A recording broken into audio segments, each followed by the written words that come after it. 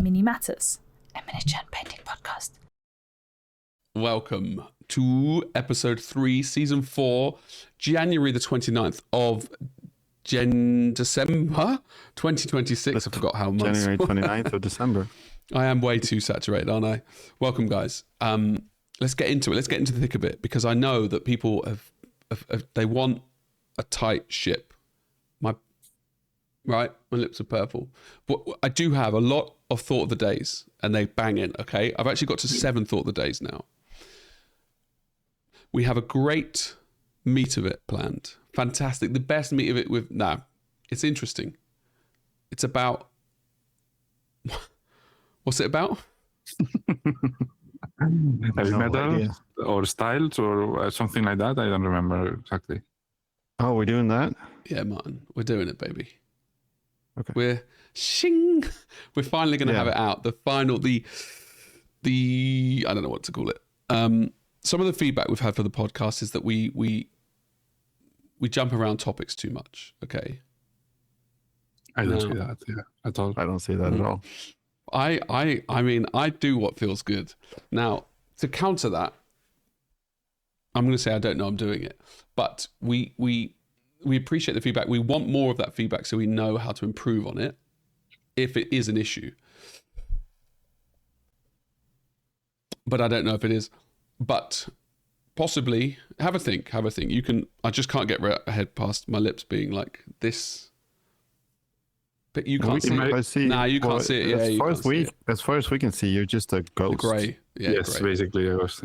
Yeah. I'm happy I got it to this far anyway.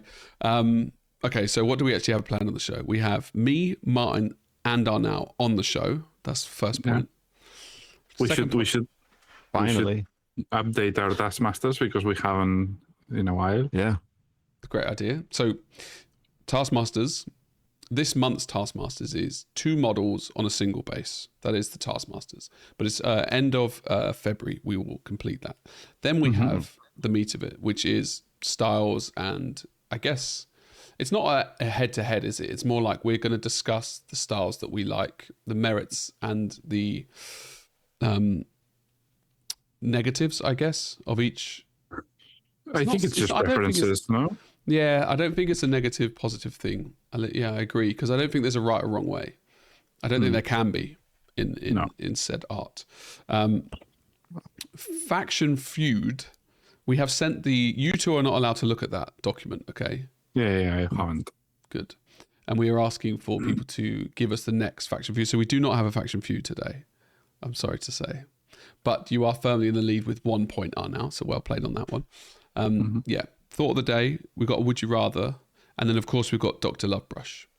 We've got lots of Dr. Would You Rather comes back.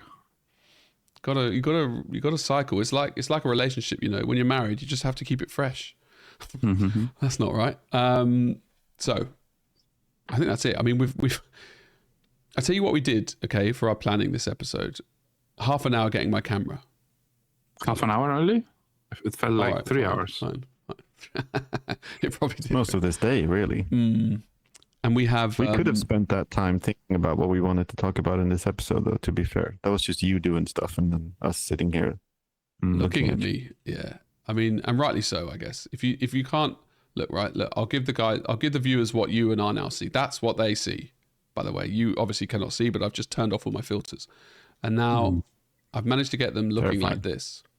But I'm struggling to get my lips not looking like, you know, and then I look dead. Maybe that's a natural. You guys can't see. But anyway, so if anybody was complaining that we're not articulate and on point in this show, I'll just give you the last 4 minutes and say I disagree. So what do you want to start with? What do you want to go with?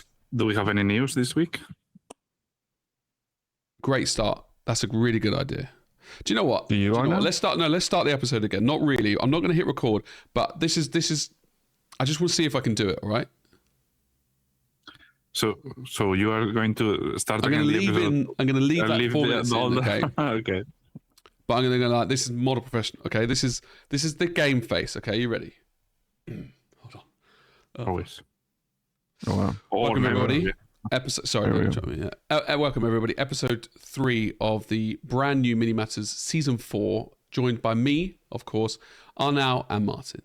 And I realise you have... No, I've nearly lost it. Now, today we have a great episode planned. We've got the meat of it, which is styles and where they're from and what they mean to us, okay? And how they conflict and what the benefits, blah, blah, blah. Would you rather? We have Taskmasters updates. Taskmaster, if you don't know, is... I'm bored. I'm already bored. Do you know what I mean? I'm bored too, yeah. It's just like, deal with those 4 minutes. I really did check out there just for a few seconds. So I did started I. thinking about something completely It's just different. not. Yeah. It's just not engaging. All right, last one. No, Last it's one. just I got another quick one. Just a quick. Welcome to episode 3, season 4. We've got Taskmasters. Would you rather? Thought of the day. Fucking a meat of it, and then we can just go it. And that's the new intro. All right. Okay. Yeah, good. But next episode we do that. Sure. Good. Definitely. Next episode is going to be like a whole other game. I did do a lot of work during the week. Set up my Steam Deck to now include... Oh, of course, it's manual focus. This is how I... Stream Deck or Steam Deck? It's a Steam Deck, right? It's a Stream Deck. Oh. Basically, I can pause, I can mute... Oh, fuck, I don't... Hear me, and then I can talk. Right. And I've got all the shortcuts here. No one needs to know. No one cares. Nope. I'm excited. That's going in the episode. Is that part of the news? This is I've lost it. Yeah. Completely. I mean... Right. Let's go. What an attempt, though. Taskmasters update. He tried too hard, and then he had to go in the other opposite direction. That's exactly what it is. Yeah. But did you guys actually do any work on your Taskmasters then? I did. I've done a lot, actually. I'm nearly finished. Me too. How about you, Martin? How about you? I'm not that far ahead yet. Have you thought about what you'll do? Yeah. Okay. That's enough. I've got a fantastic idea. So, honestly, I've hit a bit of a roadblock with mine. If we're being Really? honest. That early? No, calm down. It's not that bad. Right, look. I started building it. Didn't you even start painting it? Yeah. Miles ahead. I haven't painted the models. They're not undercoated. I've started the base. It's the best base I've ever done by a factor of maybe 100. And that's like probably real because I've tried a base once before. I've tried it. Anyway, I have learned stuff in these 5 years without doing anything, I think is the answer. But now I've identified it. I did yesterday evening. I think I've got it. But I have been crippled by two sides. Fear, again, it's boring. It is boring. I will admit it's boring, but I'm going to go there. Of ruining the perfect base that I've done. Mm-hmm. So I've done this perfect base, I mean, relative to what I can do. And now I'm scared to even... So I've undercoated it yellow. And I know what I'm going to do. I'm just going to try and do it. I'm just going to fucking paint it. But I've got this idea in my head, and now I'm scared of putting it on the model. Okay? Mm-hmm. And that's it. I know the solution now. I know the answer. This is not something you want to talk through? You want to just... Well, isn't the answer... The answer is just do it. It is. Yeah. Ultimately, but there's a few steps in between, I guess. I don't think there's anything wrong with asking for advice. It's just that if you go like, I have no idea what to do here, can someone tell me what to do? You need to like it's not even that. Involve yourself. But if it's just like, if you want to pitch ideas you've got, great.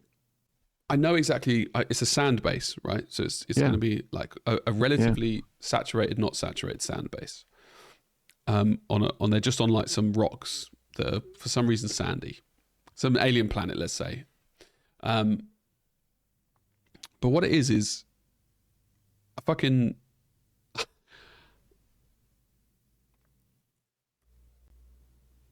You've got homework to do. You clean the whole house. Mm-hmm. You've got you know you need to do something, so you put it off for 2 weeks. That's basically where I'm at now. And the issue is I don't know how to resolve it, which is why I'm procrastinating. So I'm doing backgrounds for mini matters. I'm looking at YouTube analytics like 5 times a day. rather than just sitting down. I've organized all of my magic cards now into army, like whatever their colors they're. I don't know what they are. Colors. Yeah. Right. I'm doing everything I can possibly and to not do this thing because I don't know how to do this thing. I gave Arnell the example, right? At work, when I get a task, we get these things called tickets, right? And the tickets normally have acceptance criteria in there. So it's like, here's the problem and here's what we need fixed. And if that's poorly hashed out, that will take me like 5 times as long to do the ticket because I have to actively do something that I don't know how to do. So I have to go find the person, find the problem. Whereas if it's written down, I can just go, right, bosh, I know how to do it. Even if it's challenging, I can do it. And that's what I've got with this painting right now. And the realization came when I basically got an extreme boner to do magic because Arnau and I played magic 2-3 days ago and we did a building of a deck, right? And it was something, we'd only played 2 games, but it was something that I was like marginally worried about doing because I knew I wouldn't know. Worried's not the right word. I'm not like sitting there covered in like sweat worrying, but it's like, it's enough to make me switch off from that thing. So I don't know how to resolve how to build magic decks. We did it and now it's unlocked it. And now I've got this huge well of excitement to play again because I'm able to do this thing. So with painting, I don't know how to do this thing. But the irony is in painting, you never know how to do something unless you do it yourself. And that's kind of not where I want to. I'm bored of doing the stuff I know how to do. And there's, for example, there's 2 things that I want to say. If you have your base in a too higher regard, like you just think it's too good and you don't want to mess it up. If I criticize it, does it help or does it do the opposite? So does it make you not want to work on it because it's not what you expected, or would it lower the expectations and then so I don't know. And then you can say it. So there's 2 sides of that. There's one where I've done it and I'm after feedback or you can critique me and that is motivating. I don't think there's much demotivation, but right now the base, I'm just totally happy with the base, but I've not applied paint. So you could critique the base and it wouldn't really change stuff either way because even if you say it's not a perfect base or how to improve it, that's not the part that I'm struggling with. If that makes sense. Like, yes, I'll take that feedback on board and I'll still be really happy with the base, if that makes sense. No, yeah. And the next part is, so this is what I was saying, the solution in my head, and the one more thing. I realized that why am I scared of fucking it up? Because of what everyone else will think, or because I'm scared that I can't recreate it? And I think the answer was, I'm scared to fuck it up, to show people that it's shit, which was a horrible realization because I didn't think I was influenced by outside sources. Because if I'm never going to show anybody this model and I do a shit base and I'll just throw it in a drawer. I don't care. I was just looking to see if I have a drawer to throw it in, which is weird to do. So, like, I think it means I am influenced, sadly, by expectations, having never thought I was. I always thought you were, but just because it's natural. Yeah. It's natural. Yeah, it's very natural. But it's impossible not to be. I mean, even saying it out loud now, other than my actions and what's happened, I would still disagree with it. But I know it to be true, if that makes sense. So when I'm able to put my logic hat on, I can overrule this thing. But if I don't consciously, I'll give you a story. Interesting, completely dissected. No, it's too feedback means we have to keep on point. So yeah, I'm able to logically tell myself, don't care what other people think. And because it's not like I base my, am I a good person? Am I good at painting or anything on people's feedback, right?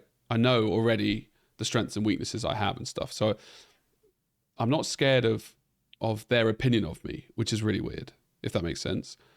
I'm scared that I don't match my own expectations, and then by showing other people it valid, like that's it, it's the line in the sand, maybe. Wouldn't it help like this is just pure speculation, but because I don't have enough information, I guess. But wouldn't it help to lower your own view of yourself on the public?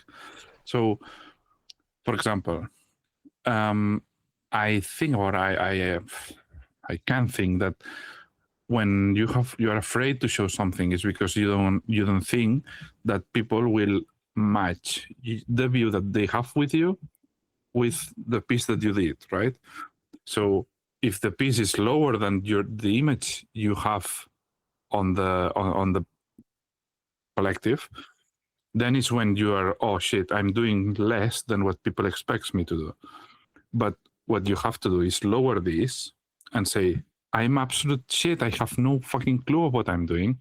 Being honest with the world and with yourself, and saying, this will end up like shit, because how could it not?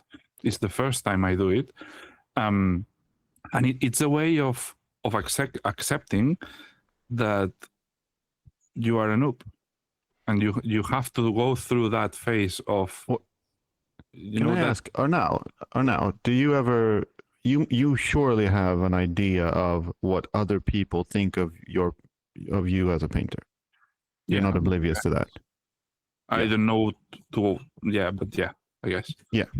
So does that affect you then? I think so. Yeah. It affects me. I don't think it's possible. The stuff attached to like my name and my career and whatever else, that affects me hugely. Like, because it's a literal expectation. It isn't just a sense of it's literally what people expect of me. Do you think that affects you? Absolutely. Yeah. I don't think it's possible to not be pressured by. And the more you are in the industry, and the more you work on, and the more you achieve, the more you get the bar up, right? Yeah. And that bar is fucking awful. Yeah, and it's awful. But you were saying to lower the expectations of everyone else, or your perception of everyone else's perception of you, and then I do this constantly. You do? Absolutely. Every time when I don't know how to do something, I say it honestly, like I have no clue what I'm doing, or I literally, I don't have. Maybe I went to the opposite side too much in that sense, and that's why I am not happy with any of my pieces, because I went too far. Maybe I don't know, but it's not like I try to diminish my own work so I have less pressure. Maybe, but I try to be. I don't like when people praise me too much, because I don't agree with it. Right? I think in our industry is so young, and we do barely, not that much comparing to other industries that have much more experience. So I feel like the superlatives, the superlative adjectives, they don't have a place. So I try to lower them. Like, it's not that good. It's not that good.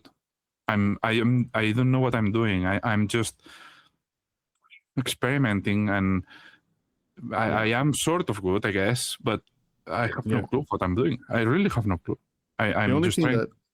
The only thing that works for me, I don't really agree with what you're saying with like we as collectively as like our community or industry doesn't deserve that type of praise. I think we do.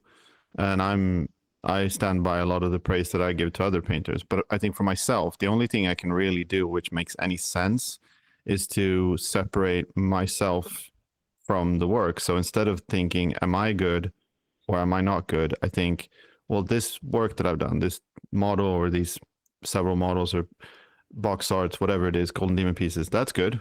But whatever else I do, I have no idea about. So it'll be like, yeah, I'm happy with this one thing I did. So whenever someone says, you're really good at this, I try to translate that to, I did something you thought I was good, that you thought was good. But that doesn't necessarily reflect on my general capacity or skill. And the next thing I do might not be as good.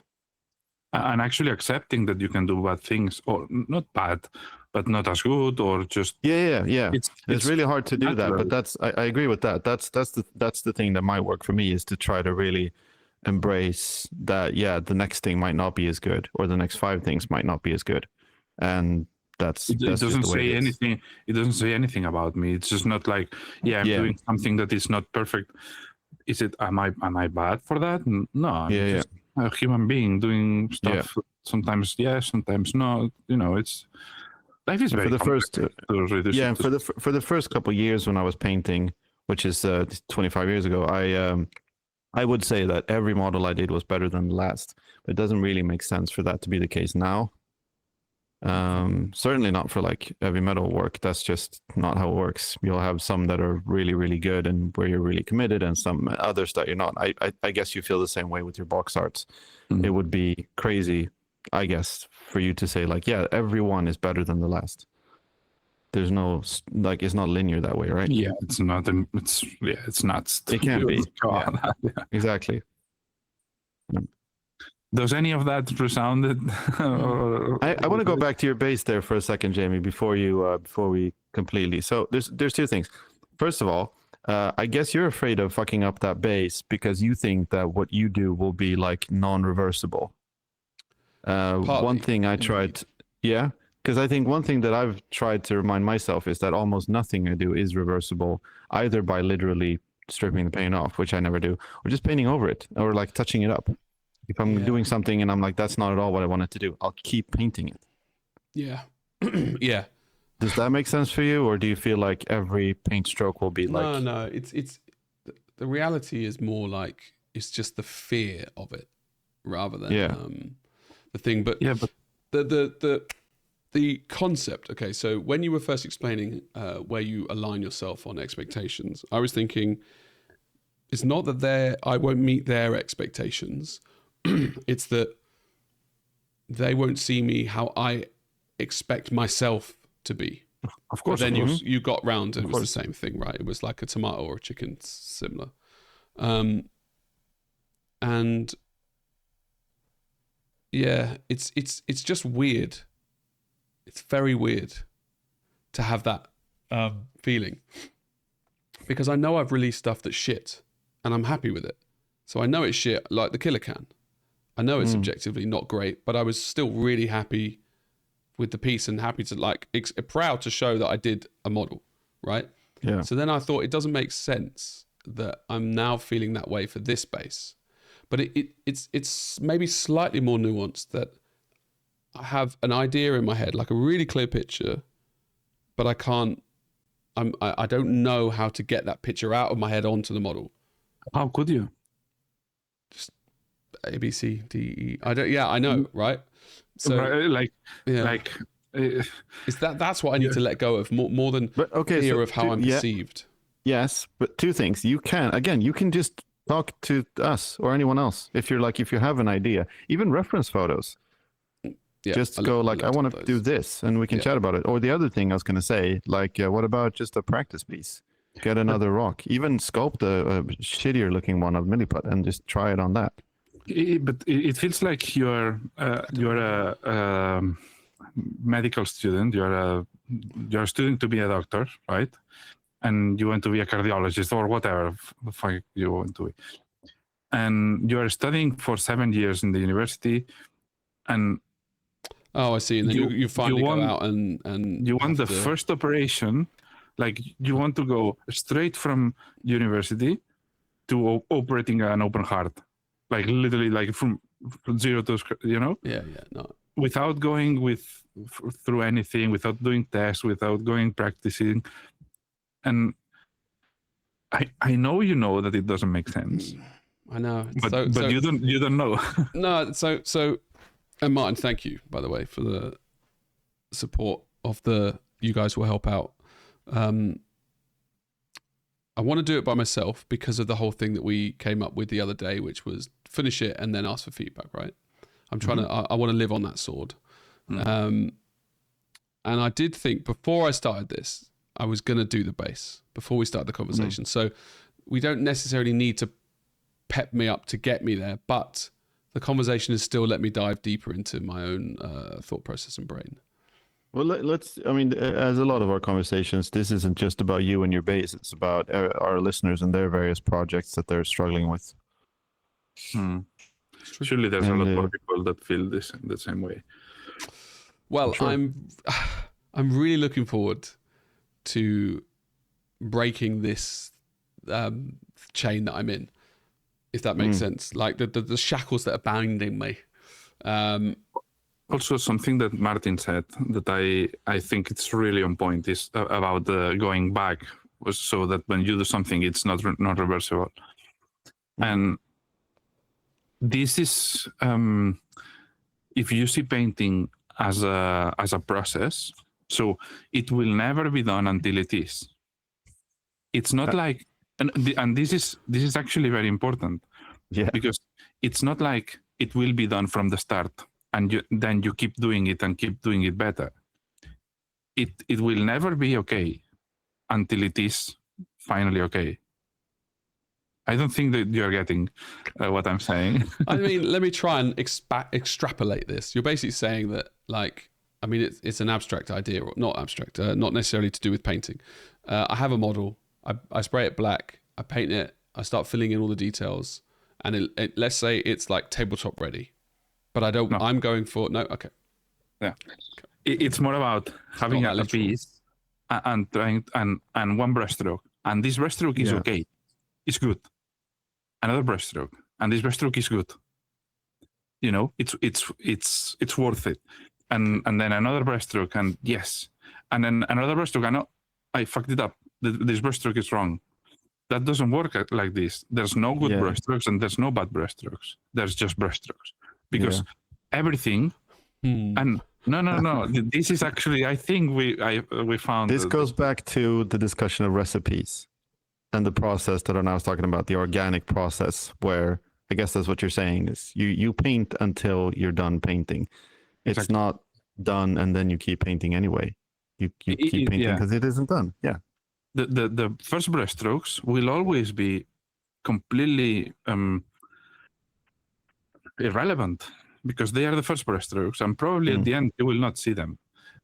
So the only relevant work is well, it's not. It's at the start as well, but it's just a building. So it's not like you have an. Doing another analogy, it's not like you have a building and then you put a column and then a column, and if one of the columns is wrong, the rest is wrong. It doesn't work like that. It's an organic process, and it's never right. It's never right until it is.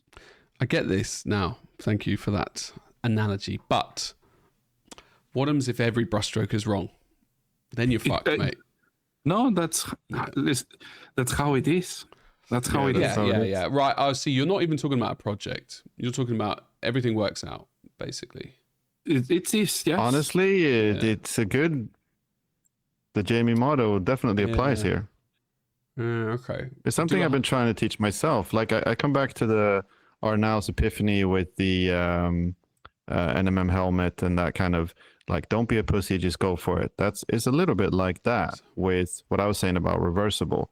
Because again, I don't mean reversible as I'll get out the acetone every time I fuck something up. It's just like, if it's to do with painting, and unless it's like something really specific like NMM or freehand where there might actually be a ceiling, then I'm like, nah, I can't do this. A lot of the stuff, I'll just try. I'll go for it. And then if I'm not happy with it, I'll keep painting. Yeah. There's never a point where I'll go, this didn't work out. Now what do I do? Yeah. That doesn't really happen. Yeah. And that's the main, like, that feels like confidence to me. That's what that is. Not knowing that I can paint anything and I'll be like, no, I can, whatever I do will be great. It's more like whenever I fuck up, I can probably fix it. Probably. Yeah. Yeah. It will all work out, right? Yeah. Okay. I'm with you now. I agree. I'll fuck it up, and then I'll enjoy the process of fucking it up. Okay. So good. I'll see you boys in half an hour. Give me, and I'll quickly paint it. Banter. So to go to another analogy, okay, the one that I wanted to break the conversation. I think I'm not going to have closure on that whole conversation that we just had until next week. Yeah, Until I implement it. Right. Me neither. If I don't see any progress. Yeah, and I feel quite strongly, which I won't get right. So, I this whole anxiety thing. How I don't have anxiety, but I have subtle anxiety, or I don't know what. It's not real. It's not anxiety, but it's this weird feeling of when I'm caught between multiple projects. Yeah. It can be anxiety. Yeah, but it's not real. It's not like there's no. What? When I looked at that pie chart. Yeah, but anyway, but what I do have real anxiety for is flying. Okay, so in a plane, not me. I'm not a bird. Like in a right. Yeah. Mm-hmm. Okay. Good. Right. And I never did. And then I had my accident. And then I didn't fly for like 7 years. Not deliberately. I just didn't fly for some reason. And then I was flying to meet Tina. And I was like, I'll be honest, like it's weird. This is the conversation. It's weird because I think I'm scared of flying, but I know they never crash. She goes, no, like 7, 8 flights crash a year. And I was like, sorry, what? She was like, yeah, they crash all the time. I was like, so literally from that moment, I developed a fear of flying where my hands get sweaty. But it's so much less now. But anyway, I'm getting to the point. But 11 years ago, 12 years ago, I would be worried and I'd know I've got a flight in 3 weeks and I'd already be worried about getting on that plane, right? And I never not got on the plane. Every time I got on the plane, I'd say to myself, this is where I'm about to die. Like I know it. This is probably right. And I'd say a little prayer like to my own God. Healthy. Yeah. And then I'd get on and then my hands would be sweaty. And it's only the takeoff I don't like. Anyway, time has gone past. I've taken many flights and I'm less scared now, but I still have this, I imagine what's about to happen. And I keep running through the bad shit that's about to happen. And I'm like, okay, this will happen and then this will happen and then I'm dead. And then this will happen and then this will happen and then I'm dead. And the dying isn't the bit I'm scared of. It's the falling out of the fucking sky part that I'm scared of, okay? Right? But I've realized in the last 2 flights now that I'm able to block those bad feelings out. So instead of just thinking about, I can't remember where I'm going with this, but to painting. But instead of thinking about it, when I'm about to think about it, I just don't think about it. Right? And it's worked amazingly. I've had 2 flights where do the takeoff and my brain's about to go, oh yeah, the plane's just going to stall and you'll fall out of the sky. And I go, no, I'm just going to not think about it. And somehow it's working. So 2 points here, 2 points. First part, either it's not real anxiety, even though it's been terrifying me for 13 years, or the mind really is quite good. Now, yeah, and terrifying as well. Well, to be honest, at the same time, and I resonate with this as well, because when I always thought this, when you are afraid of turbulences in the plane, you are not afraid of the turbulences. You imagine what comes after the turbulence. Yeah, basically. You imagine the plane falling down, or just the turbulence, wing snapping off, for example. Yeah, or the turbulence is going worse. I sometimes imagine the floor falling out and me just plummeting. That would be really annoying. That's a new one. Yeah. Damn. And the ceiling, I guess. I want to inject an important parenthesis here for any listeners when Tina says they crash all the time. They don't. I've since found out. Right? Yeah, I just had a quick look. There's about 5 fatal plane crashes a year out of about 35 to 40 million flights, which means that the odds of a plane crash is 1 in 11 million. Yeah. So I read that you could fly every day for like 1,000 years and not have a plane crash. Yeah. That sounds right. Yeah. So we can put that to bed, but that becomes then the realm of irrational fear, which I think is super relevant. And that's why it's still a real thing. It happens, but it's the anxiety is kicking in and making me. So I'm not saying like think of a green elephant and you can't not think of that, right? Because the idea is in the head. But I embrace the concept of this bad thing that happens. So I run down the rabbit hole. Okay, a bird flies into here and this happens and this happens and this happens, right? Rather than, which is what I'm doing now. A bird no, don't run down the rabbit hole. Just stop there, innit? Right? And I could pause for him, but fuck her now. even though he has an annoyingly real excuse. The cat left, and then he chased the cat. So Yeah, there exactly he is. right. Come back. So that's what I'm doing now. That's what I need to apply for Warhammer. I'm now at the point with flying where I'm logically able to tell myself to stop being, and it's not a pussy because it's you know, a phobia is different. It's the same as like gambling, whatever. But Yeah. I'm so far past that now that I can go, right, stop being a dickhead. That's where you are, and now just enjoy your music or read your book. And that's where I need to get to painting. Just be like, look, and that's why I was saying before, I think, although again, this conversation's helped, but I think yesterday I realized that it is just it's a conscious decision to go, I'm worried or I'm not worried. I'm just going to not be worried and do it and fuck it up or not fuck it up, AKA paint it. It might even help to think about, doesn't really make sense when I say it, but like think about the next model after this one. Like keep reminding yourself that it is a process, and it's this is just another step on the way, and so on and so on. That Mr. Miyagi shit. So this is most likely not like the last most important model you'll paint. You'll keep at it. You'll keep working at it. And if this one isn't so great, just keep going. And this was the whole point of Taskmasters, right? To make them not important. If we don't, if we keep raising stakes of Taskmaster and we make it like it has to be super amazing, then we will have a problem. True. Yeah, very true. Very true. Fuck. Do you think I can crush a nut in my hand? I'll be honest, I can't. Maybe if you train. On the nut. Oh, I did it. Oh, that's amazing. Hold on. Oh, okay. Big content again. There you go. So there you go. You can't see it's What crap. is that, an almond? It's no, yeah, it is. Nice. Superior. Anyway, whew, that was a journey. 30 minutes of And that's not even the meat of it. Welcome to Mini Matters. Oh, we get fuck. into the shit. Yeah, right. Let's have a quick psychological break and where? Oh, okay. Hold on. Right. Fuck me. Right. Do you want thought of the day? Do you want what I'm listening to? Or do you want a new segment, which is me giving you ideas for new segments? Okay. Are you ready?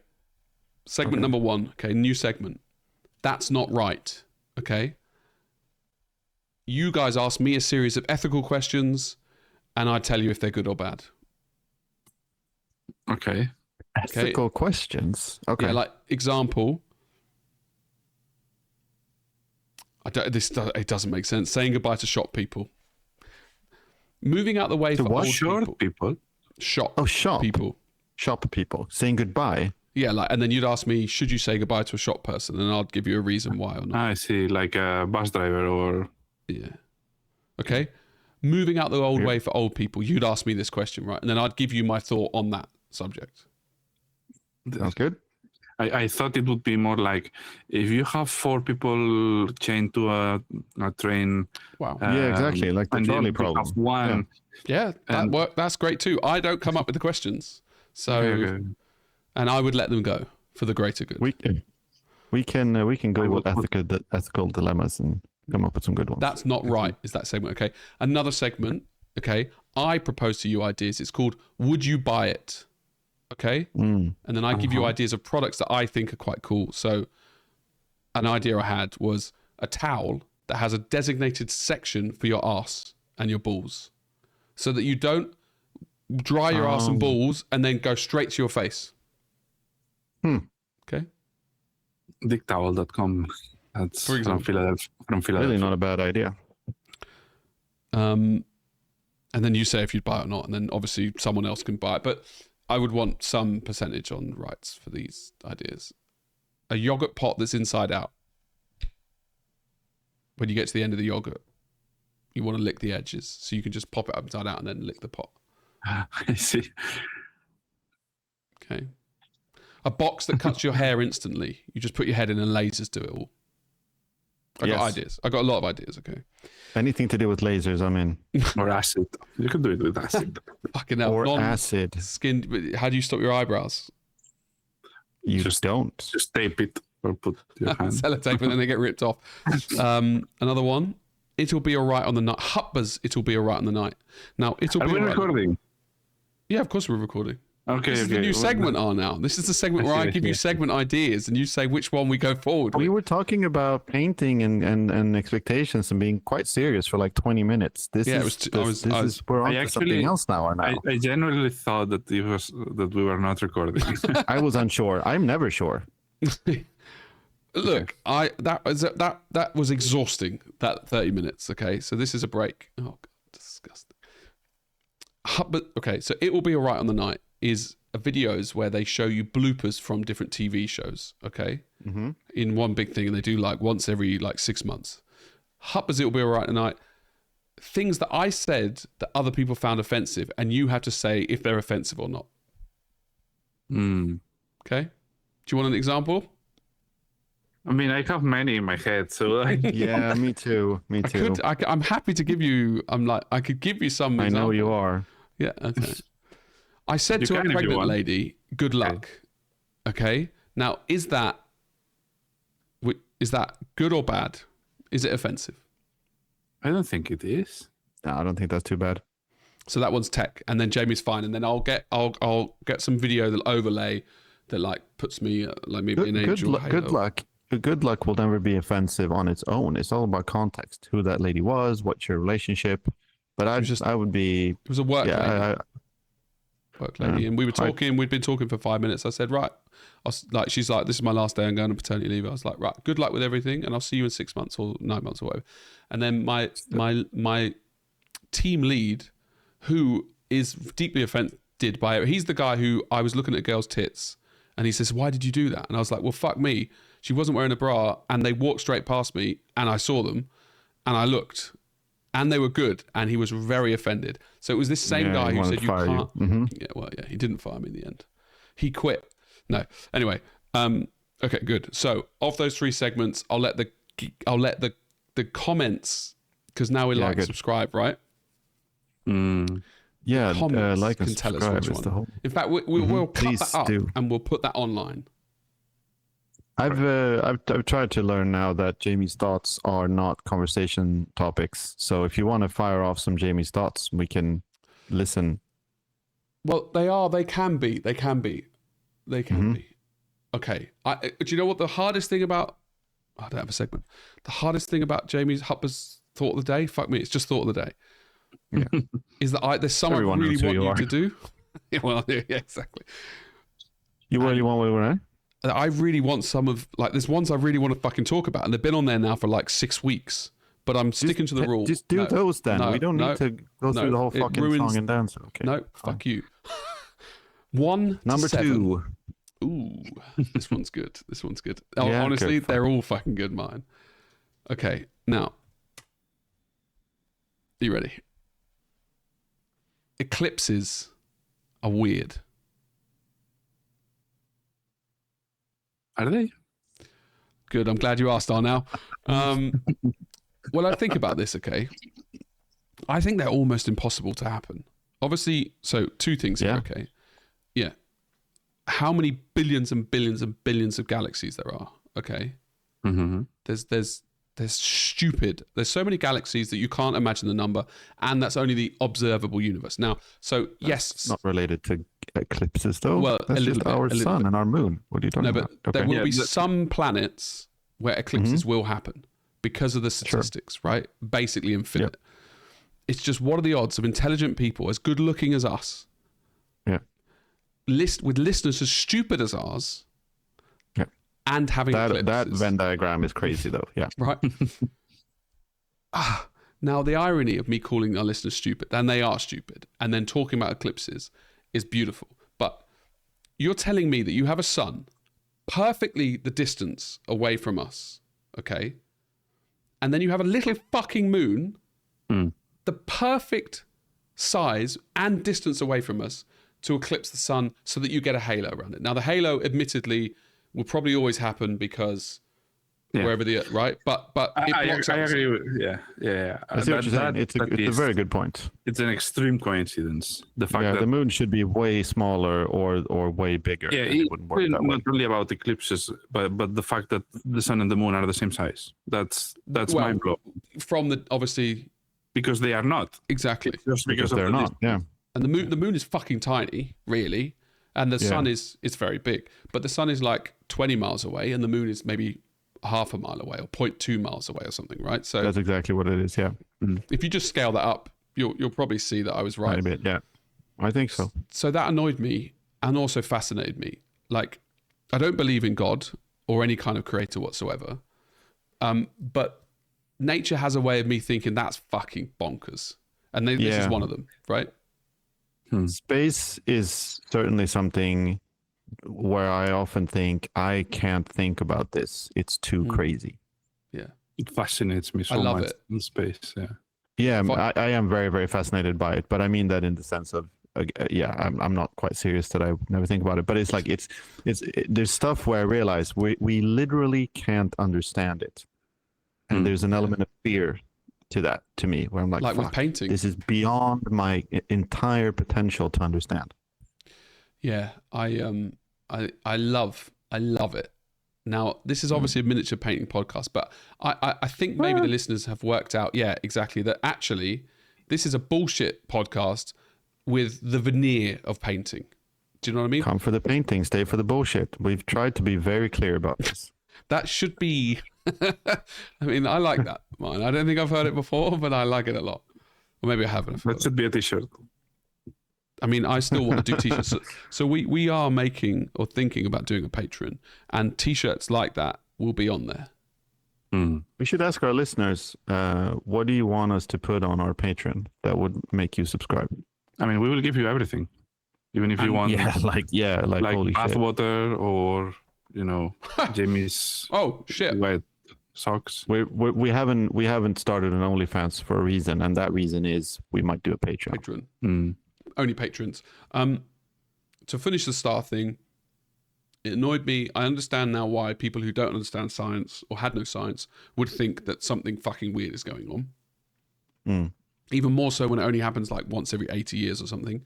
And it just, it blows my mind every time I see one. We have got, lads, and I'm ashamed to say it's not you two and it's me, our first endorsement. What? Free products. Do we? Well, You got free stuff. Hold on, let me find out the name. Otherwise, it's not. I'm not plugging it. Hold on. Okay, the name is Monument Hobbies, and then .eu.com. .uu. It's .eu. I said .com, so you knew it's a website. Because .eu, no one would fucking know what that is. Yes, so I'm going to be getting, courtesy of Mally, I don't fucking know what I'm going to be getting, to be honest with you, but I'm going to be getting something. And they do paints, and they do inks, and they do brushes, and they do models. So that's 4 things. Tell us all about it. Yeah. Well, you just remembered me that I received a big parcel of the. Arnau, did you get it because of Mini Matters, or did you get it because you're Arnau? Yeah, I can't hear you. Hold on. Can you hear him, Martin? No, I can't. Okay, cool. You accidentally touched the mute button on your mic. No. Just pause for this technical. I'm really happy that it's Arnau, not me this time. Happened. Yeah. Sorry, wait. Did you? Okay, so that was segments that I want to do that think you should do it. What I'm listening to is Muse. Oh, I want to know what you're listening to. Yeah, Showbiz, go ahead. the album from 1999. Yeah. By who? Oh, by Muse. Showbiz by Muse. Oh, right. Is that from 1999? Yeah, we're getting old. Has that got Stockholm Syndrome on it? I don't think so. I think it has. Yeah, No, it probably doesn't. Sunburn, That's Muscle later on. Music. Yeah. It's brilliant. Brilliant album. And it reminds me of when I was younger, when I used to be young. Good. I think that's it. That's everything that I've got. Oh, Dr. Lovebrush. Okay, so let's do the meat of it. Now, fundamentally, Martin is an heavy metal painter, and Arnau is an Arnau painter. Okay.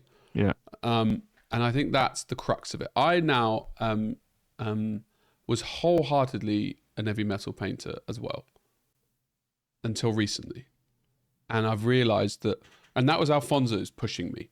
So, to quote Alfonso, "Fuck smoothness." Okay.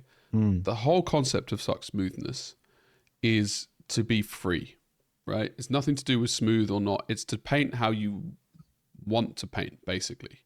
That's my understanding. From when we did the interview 5-6 years ago, that was what he kind of said. Like, he doesn't care what you as an individual's doing. He cares about not being restricted, right? So someone can't tell you, oh, this is shit, it's not smooth.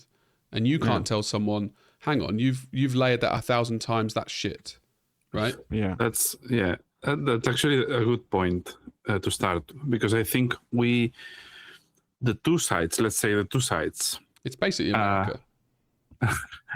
diminish the work of the other in a way.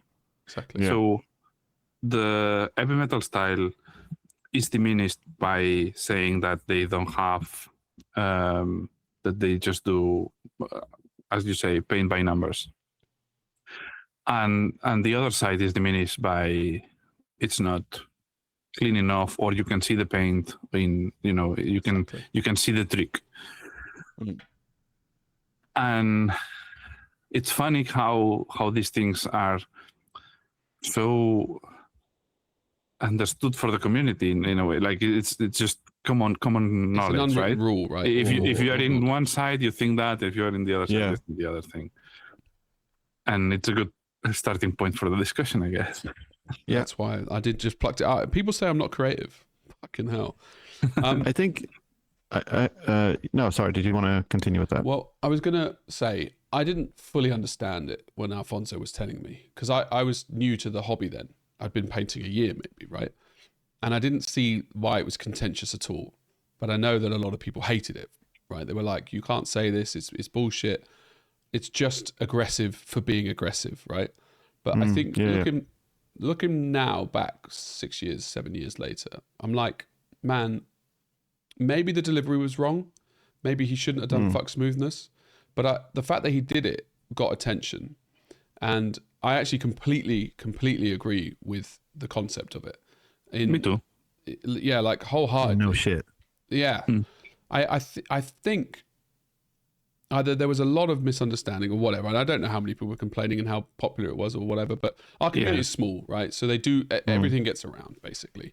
To be fair, I think most people understood. It's just that if some people doesn't and they complain, you notice it. Looks more, yeah. I think that what's weird about it, so there's one thing about, I think, defining it. Saying that it's about freedom is obviously very vague. I get that might be the intended purpose, and it might help a lot of people in that way. For me, what it's more about is understanding that painting really well or painting terribly is much, much more than rendering. So fuck smoothness means there's other things you can do well besides blending. And if you get stuck on that one thing, which, sometimes we can call it different things. I would say rendering is a good term for it. It's basically trying to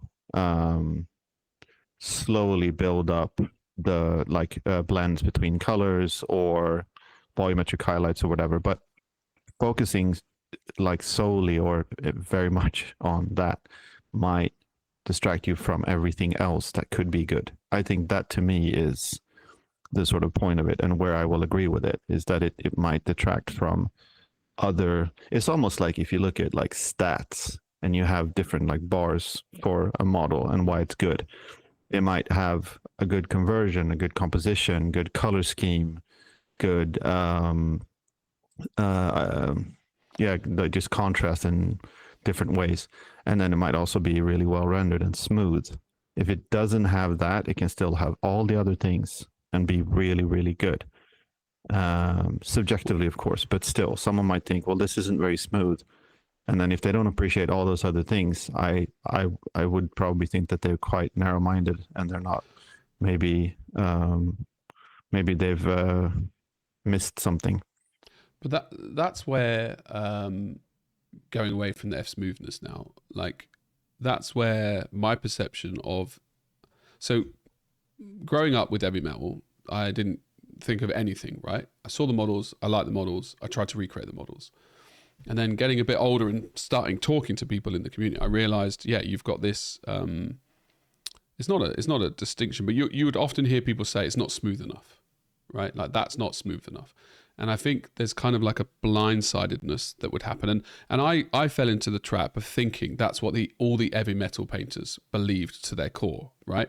That, okay, no, it has to be ultra smooth and blah, blah, blah. And it was only when I met a lot of the studio guys that I realized they're all, not all, in fact, no, but a lot of them also have other styles they like. They're not like limited to heavy metal. They're not going home and blah, blah, blah. They look at other stuff and they have appreciation for other styles. But their job is to paint in a way that is good for, or at least how the company want their models to be perceived, right? Super clean. Yeah. You don't really have shadows. You don't have, someone else can define, right? But yeah, I can define it, but we've discussed previously the specific, how you can define the heavy metal style and why it is the way it is. What were you going to say right now? That if you are an heavy metal style, even if you look at other stuff, which is, I think, inevitable, and if you do not, then maybe there's a problem there. But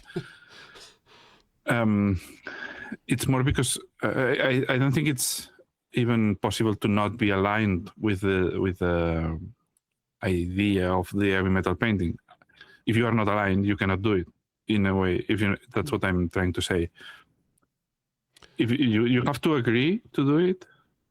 Yes, but on a model by model basis, like I've seen a lot of painters who can easily do or could jump into heavy metal style, as it were, but then also do your style, as it were. Yeah, no, of course. I mean, it's just painting, so we can do. What do you mean? What do you mean by align? Because what? I was saying I also agree with what Martin's saying then, because I if my example didn't carry on, just explain it better. Align means that you want to do it, basically. You mean that it needs to be intentional? No, I mean, well, yes, but you are not going to dedicate your life to painting something that you don't want to or love. Love in a way. But doesn't that apply to everything in any field? Absolutely. Okay. I mean, I was stating something pretty simple, actually, that became. I thought it would be pretty easily understood. No, but I was just wondering what you, if you meant that as opposed to anything else, like why painting heavy metal style needs to be something you commit to as opposed to another style or any other type of painting. Maybe I'm saying that if you are. Maybe I'm just talking through myself, like because I could not do it. I could not paint heavy metal style. So I think that if you do paint that for literally all your professional life, you need to align with it in a way, because if you don't, I don't know how to explain it better. I think align is a very good word for this. No, I get it though. I get what you're saying. I don't understand the punchline. Like, I don't understand the ramifications or the what it means. I don't think it was there was a punchline. I was just literally a statement. I was just responding to the fact that heavy metal painters can do or are like this sort of. To be fair, I'm not sure what I'm trying to say, but what I understood of you saying that everyone can paint everything whenever they want, and I don't think it's that, because we clearly align with something, right? Yeah. I agree, and I think there are people on the now 2 heavy metal teams that I think are much more interested in going outside of Mods that and stuff, right? still pretty undefined box. But and I think that those are the painters that I appreciate the most, maybe even like personally, but certainly their work. And then there's others that I think are just kind of a bit conservative with their painting. And I think it's been really interesting being on the team myself and having painted that way and wanting to paint, which probably is what you're talking about, wanting to paint like an heavy metal painter for years and years and years, and then seeing that there is a kind of like a conservatism to that aside where I think it's restrictive and limited. But yeah. But it's interesting that it's become a little bit of a default for so many people. It does make sense though, but it's kind of become that way for like Warhammer. Well, you saw even a couple of episodes ago where I suddenly realized I only knew how to paint heavy metal. So that was my expectation, right? Was that's Bosch, and that's what I can't paint that model because, and in my head I can't recreate heavy metal style on that level. So I would just dismiss it and find it intimidating and not do it. So even now, as a 46-year-old man, I throw a fake date of birth in case anybody wants to, steal my identity. Can't reconcile with it. Only now am I realizing that there is another way to paint. I guess from this conversation, are we trying to glean the benefits and negatives of both? Or are we just trying to justify or understand the differences in both? Good question. Good question. What do you think? Like, when you found, I guess when you had your epiphany and you decided that heavy metal wasn't the be all end all of painting, you found it refreshing and it was a positive experience. You thought it was good, and it opened your eyes.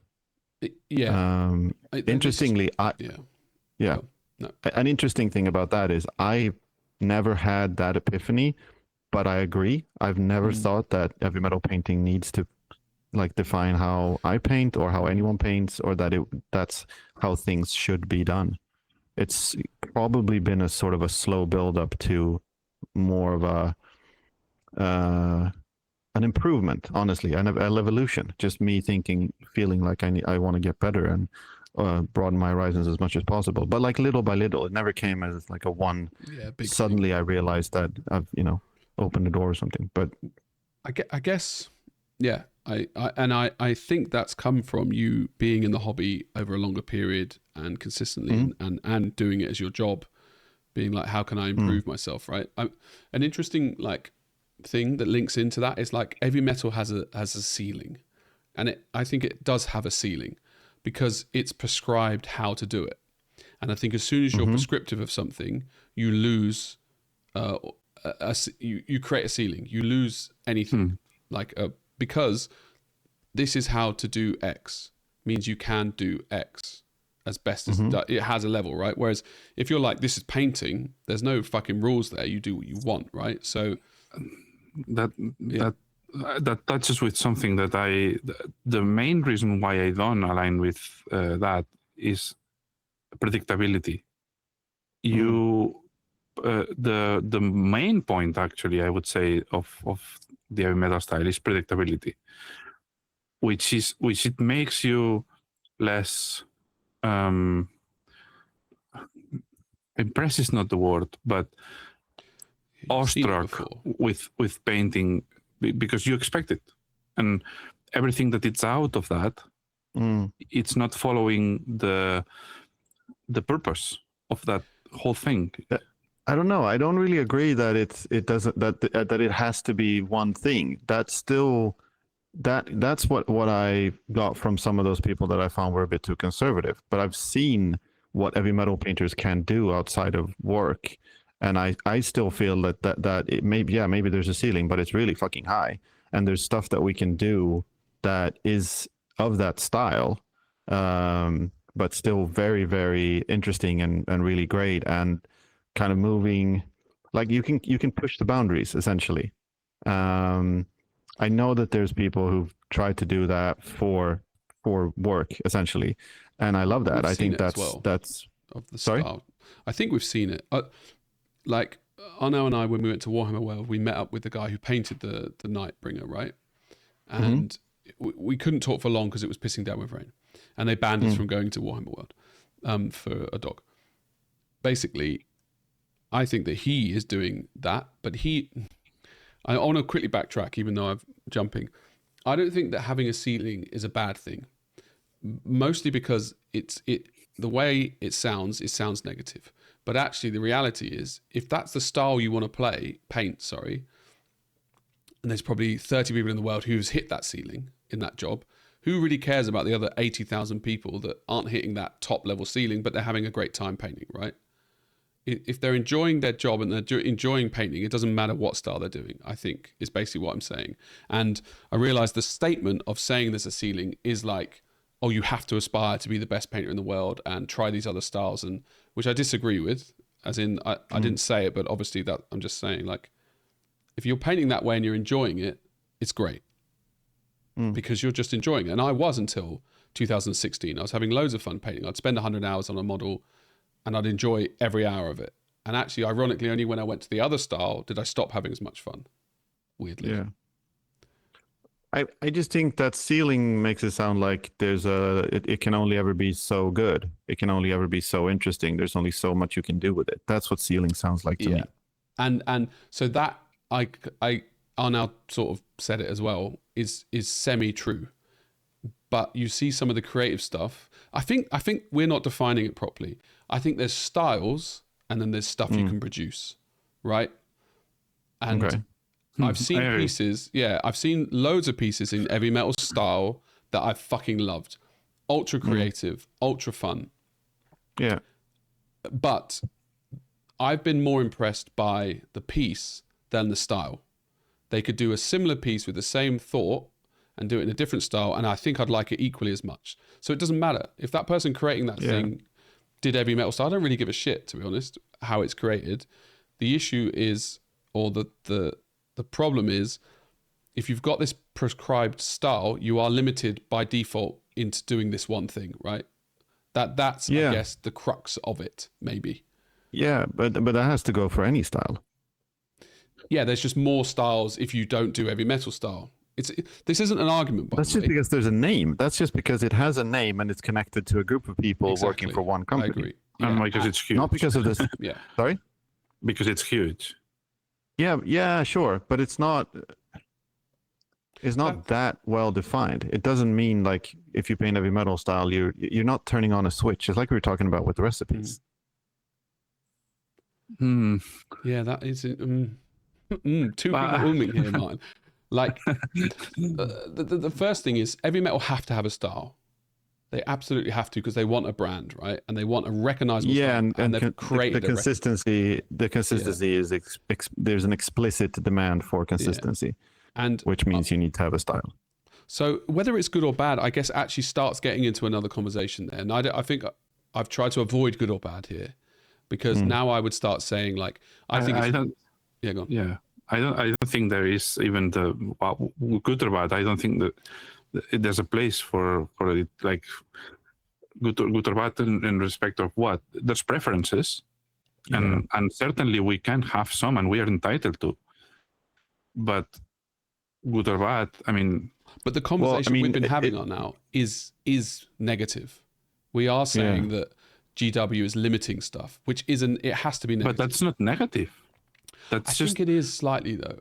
Okay, why? The way I've been framing it, I think, even though I was trying to be impartial, I think it just has to be negative, because you're saying this style is you can only do it this way, and this style you've got freedom to do everything you want. But actually, really, what we're saying is that this is heavy metal style, and it is a style, and it is one way to do something, but it is just a style in a sea of styles. The only point is, because we have a whole competition on this style, it's going to be, you're going to get used to it more and you see it more, and whereas the other competitions are any style. But ironically, the other competitions don't like heavy metal style. Well, and also Golden Demon has varied quite a lot in which styles are preferred. Yeah. They for a couple of years made a big You what? Yeah, that changed. Like when Max was running it, it was much Yeah, more he made a loose point and- of picking entries that were less heavy metal style. But I don't know. Maybe we don't understand things the same way, and it's totally fine. But I do think that the whole point of the heavy metal style is that it is restrictive. It's literally the only way that makes it so, and I don't think it's a bad thing. It's just a thing that because this exists for a reason. If there was no restrictive, it wouldn't exist, because then we wouldn't have an heavy metal style, which would just have everything else, right? And everyone would paint differently. So it is restrictive. If not, it wouldn't exist. Yeah. Is that bad? No. Is it restrictive? Yes, in a way that you can do outside of this set rules. Let's say these rules can widen or not, but is it bad? No, because it's a choice. The restrictiveness is a choice, and you may choose to be in that restrictiveness. It's like if I suddenly start to paint with just 3 colors or 4, and this defines my style. I just set myself those rules, and I'm choosing to. I could not be in these rules, but is it bad that I do? It's not. But where, like, do you think that you could define something? Because I feel like when we were talking about like my Golden Demon piece, it sounded a bit like you were essentially saying like, I can't give you any feedback because this is heavy metal style. It's so far away from the way I paint, is what you were saying. When would you say that if it wasn't literally an heavy metal painter? If this was just someone saying, can you give me feedback on something I've painted? Would you go, no, this looks too much like heavy metal. I have nothing to say about this.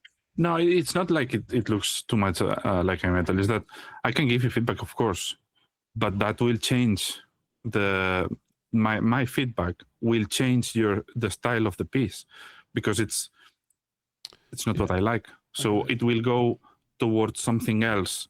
The feedback will be pointless because it's not the style you're trying to paint. Exactly. If you are trying to get feedback from this particular style, go to someone else, because I'm not the one. Yeah, but that's my point, is we don't know of any other definable style besides heavy metal. So you would then have to make that call. That person probably wouldn't say, I want to paint like heavy metal. A lot of people would argue that they paint in a style that isn't pure heavy metal.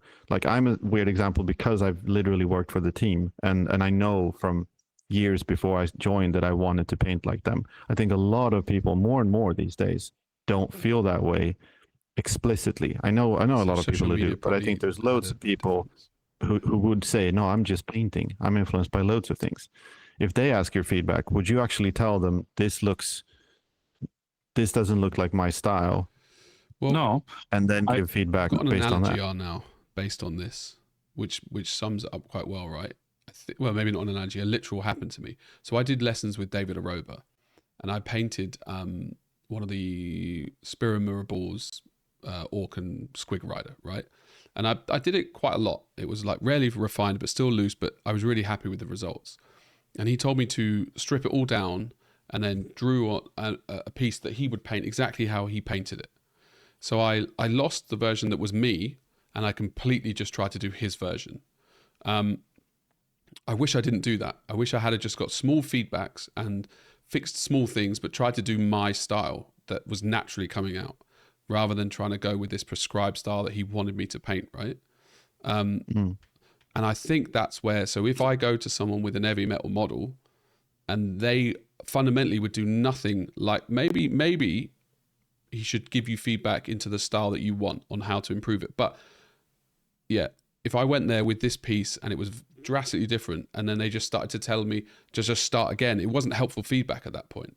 Yeah. And I think that's... I have to say, that sounds to me really restrictive. I mean, I know David's an amazing painter, and I think I don't know, I've not done any lessons with him, but I imagine he's a great teacher, but it sounds pretty restrictive to me. If we want to talk about limitations, that's just like, no, I want you to do it the way I do it. I mean, I don't approach teaching like that ever. Yeah, I mean, I don't, anyway. So yeah, exactly. And I think that's... Yeah, sorry. No, go. I understand. I mean, obviously, when I give feedback or the teachings, even if I'm not a fan of feedback. But obviously I do it. There's a dial of how much feedback do I have to give, and this dial is secret to me because I choose how much I turn this dial up. When someone that has a very different style than what I am aligned to, the feedback, the dial goes very small to the low numbers, because if I turn it up, I will change the piece completely to what I think it's better. But it may not align with this piece, right, or with this style. So I know that I have to give very little change. I can improve little things, but I cannot change drastically what they want to do. Instead, if the piece align more with me, I can turn the dial up a lot and say, this is objectively wrong. You can change that, whatever. So answering your question, if someone comes to me with an heavy metal piece, I would give little advice on things that I know I can control, and it can be aligned with their style. But I could not turn the feedback completely up, because then it would be changing the style of the piece. Because I think it's interesting when we talk about styles, like plural, because the more we talk about it, it just sounds like there's heavy metal style and then there's everything else.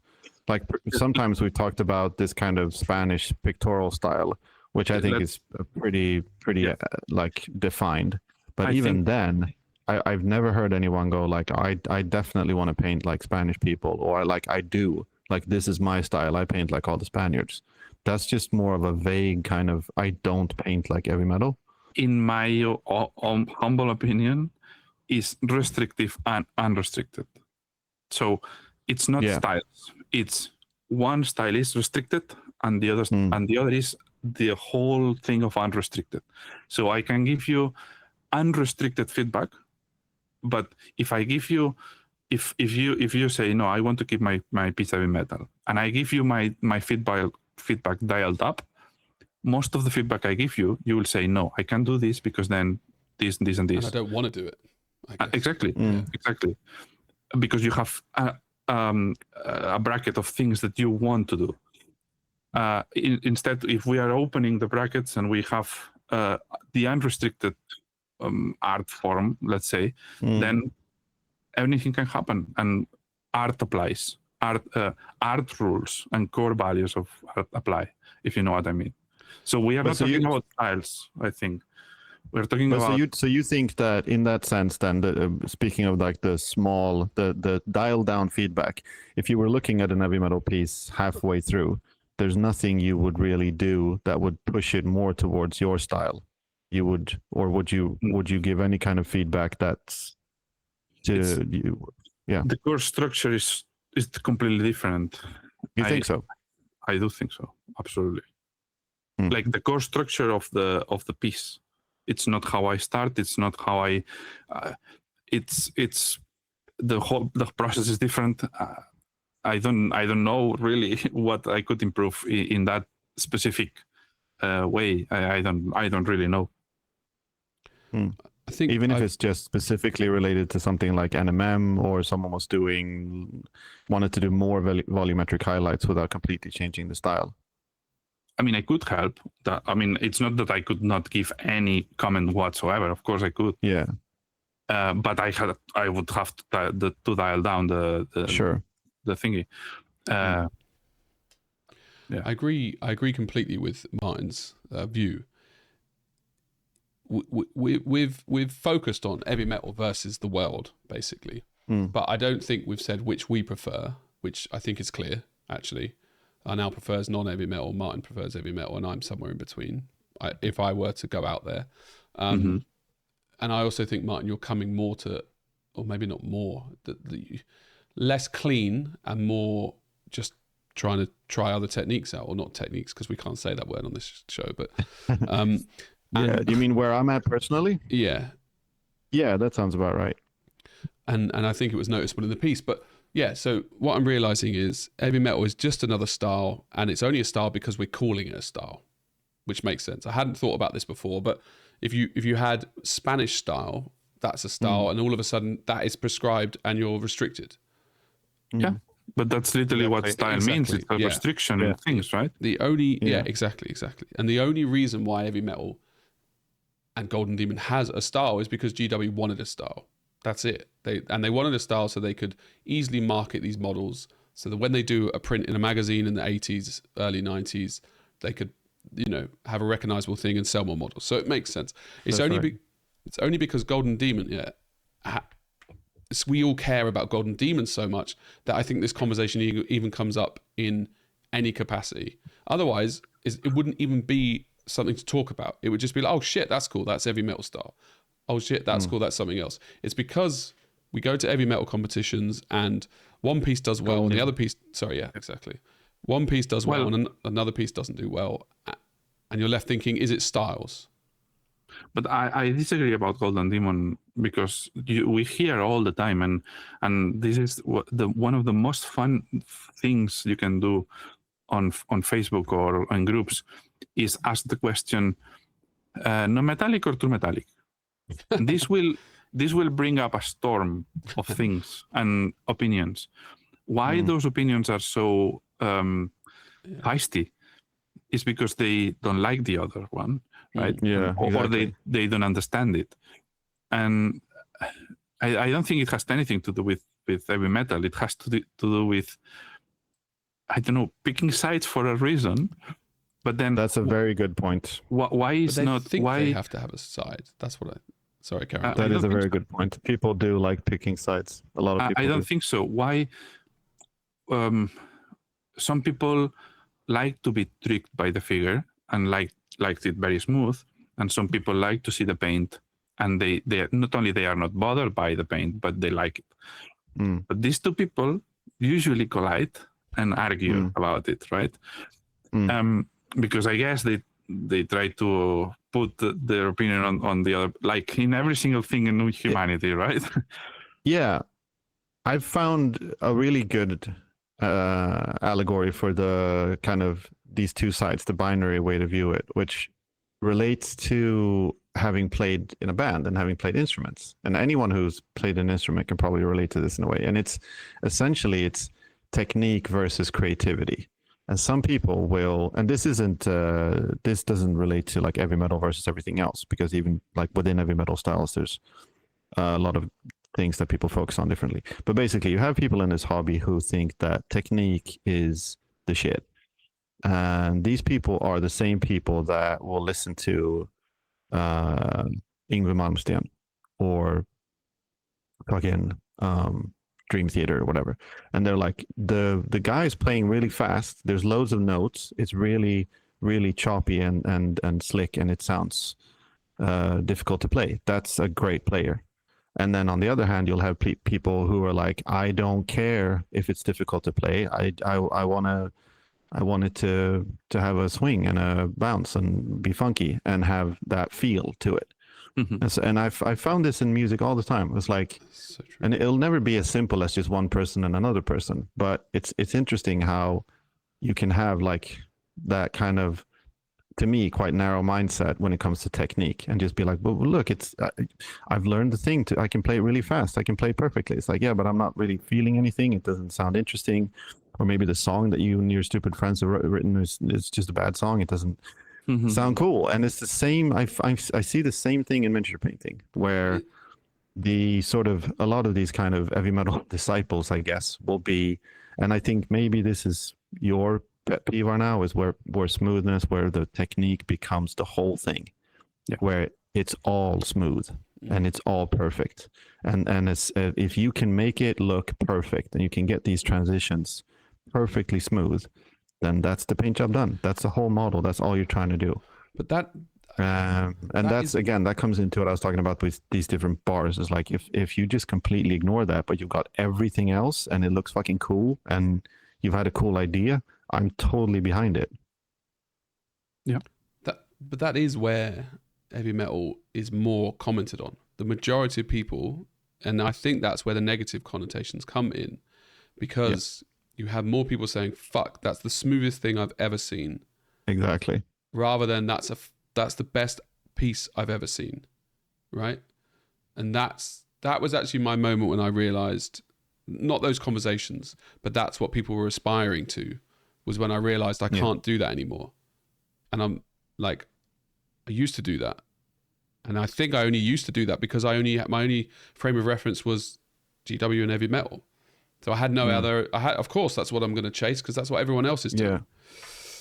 So that's why I think. Yeah, and I think as far as your own personal journey and trying to develop your skill, like I remember the first time I saw, it was probably literally the first time I saw an heavy metal model in hand where I could properly get a look at it. And it was really crazy how much more neat and smooth it was than anything I could paint at the time. And that was an important thing for me, was that specific. It's technically, it's so much better than I thought it was because I've just seen pictures. And it made me want to push myself and get better in that.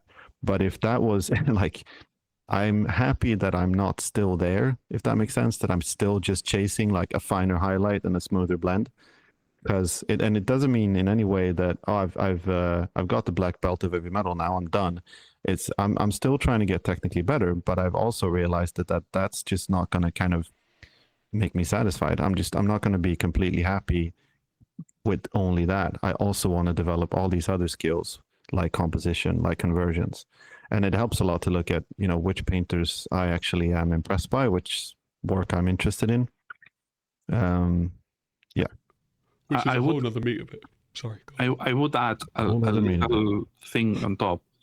That is, I don't think the technical aspect of painting is just it's just smoothness or how neat, because I think that's just a choice of one part of the technicality.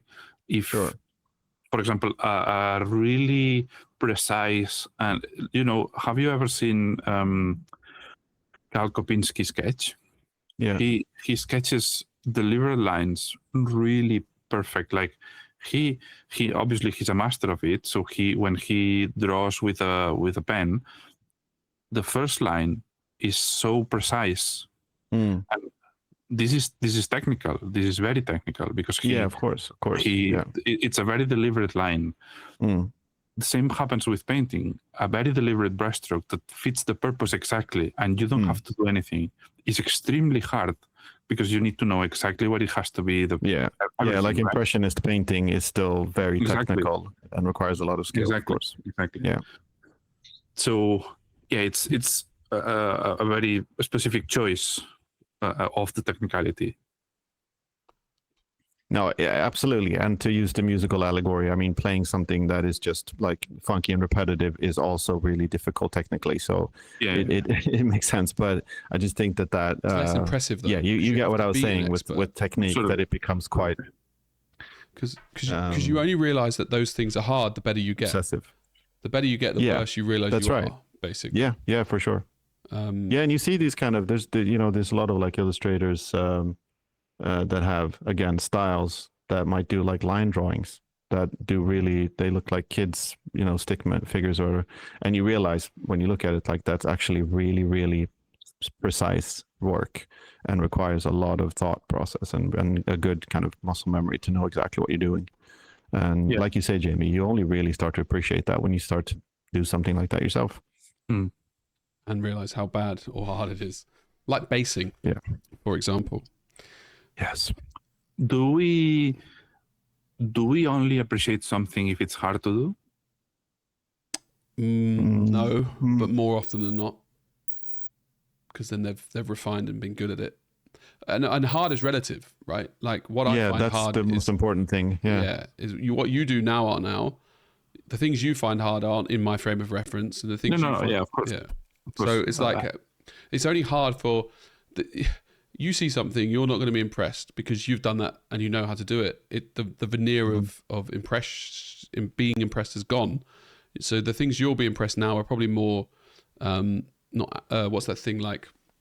The thoughts behind it, cool scenes, rather than some technical ability or some amazing paint job. You'll be like, shit, that has inspired me. So I think things that inspire you are going to be more impressive than things that are technically difficult.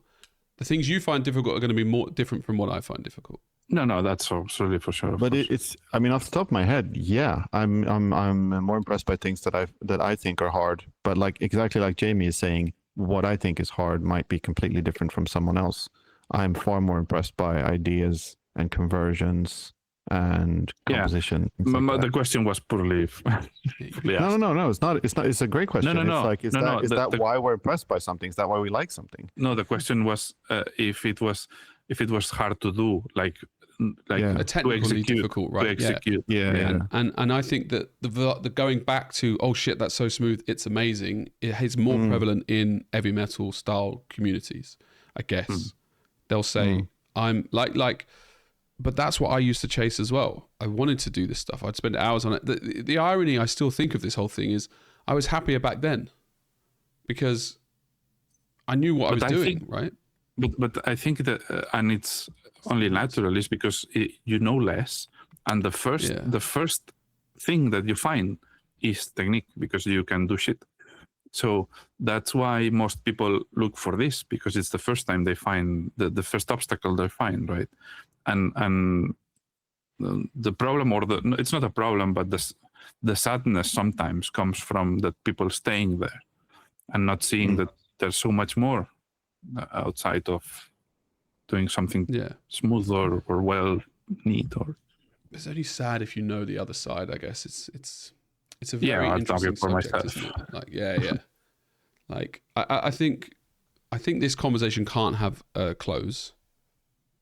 Other than we've now established that actually heavy metal's not bad. No one said it was. The other styles aren't bad. They're just styles. So there's just one part of a big stick. The sad part for me maybe is that I was stuck in that mode and thinking I had to do something like this rather than I can do what I want. But it's a journey and you get there. And without this, you wouldn't be there.